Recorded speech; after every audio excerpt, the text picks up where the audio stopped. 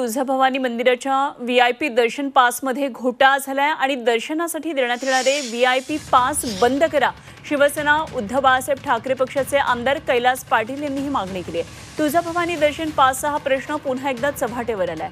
तुळजाभवानीच्या VIP दर्शन पासचा प्रश्न हा पुन्हा एकदा उफाळलाय। तुळजापूर शहरातल्या नागरिकांनी आणि पुजाऱ्यांनी तक्रार केल्यानंतर दर्शनासाठी देण्यात येणारे हे व्हीआयपी पास बंद करून भाविकांची होणारी लूट तात्काळ थांबवावी अशी मागणी आमदार कैलास पाटील यांनी केली आहे। काही पास जे राखीव असतात, जे ट्रस्टने राखीव ठेवलेले आहेत, त्या पासचा बाजार मानला जातो। त्या ठिकाणी कुणाला पास दिला जातो याची नोंद, जी पक्की नोंद होत नाही, सस्पेन्शनने लिहिलं जातं आणि तोच पास परत फिरून येतो। आमची आणि पुजारी मंडळाची एवढीच मागणी आहे की ह्या पासमध्ये खरेच व्हीआयपी असतील तर त्या व्हीआयपीना समजा 200 रुपये तुम्ही ठेवलंय तर सगळ्यांनाच समान न्याय असावा। कुणालाही फ्री पास असू नये। समजा सगळ्यांना 200 रुपये लावले, सगळ्यांसाठी 200 रुपये असावे।